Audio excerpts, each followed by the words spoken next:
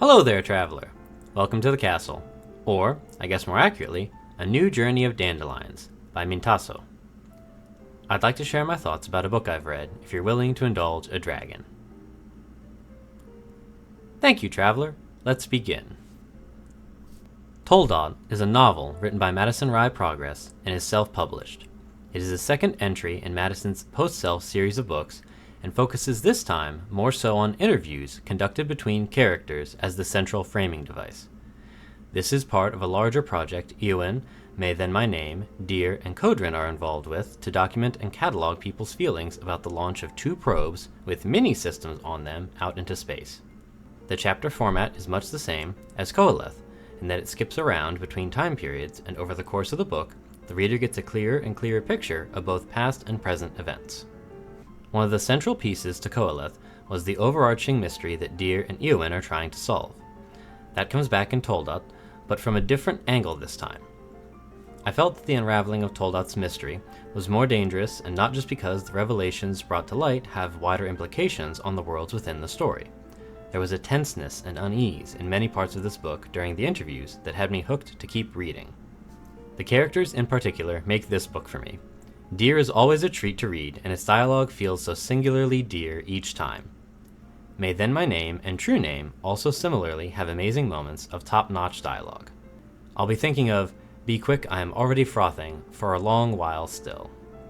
The fact that each of the aforementioned characters can have their own unique speaking styles and personalities plays into the themes of the exploration of the self in this system where bodies are no longer an inhibiting force.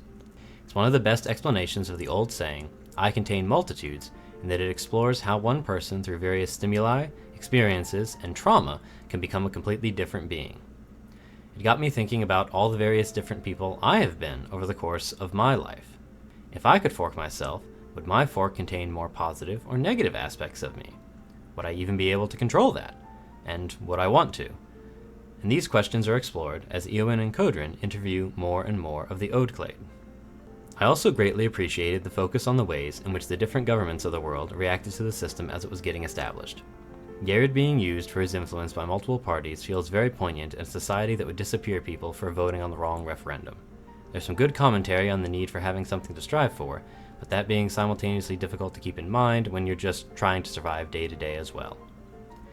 In that same vein, the focus on showing some of the limitations of the system broke down the idea that it was a glittering silicon utopia.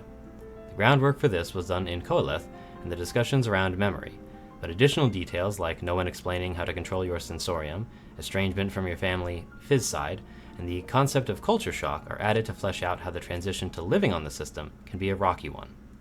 My favorite detail out of all of these has to be that people phys side can't see what's in the system. They can only communicate through text with the people on the other side. This is the detail that feels the most plausible to me after working in tech for so many years. Yes, we've created this amazing and stupendous paradise where your consciousness can live free of your bodily needs and limitations. Come and join us! You want a video feed of what it looks like? No can do, pal. That's not part of the feature release. Text chat only, and you'll be grateful that it works with any amount of consistency. My main complaint is that with the jumping back and forth between time periods, it can feel like sections of explanations are repeated. The reader could learn from one character in the past the motivations for something that happens in the future, and then that same character explains that again out loud to a different character in the future.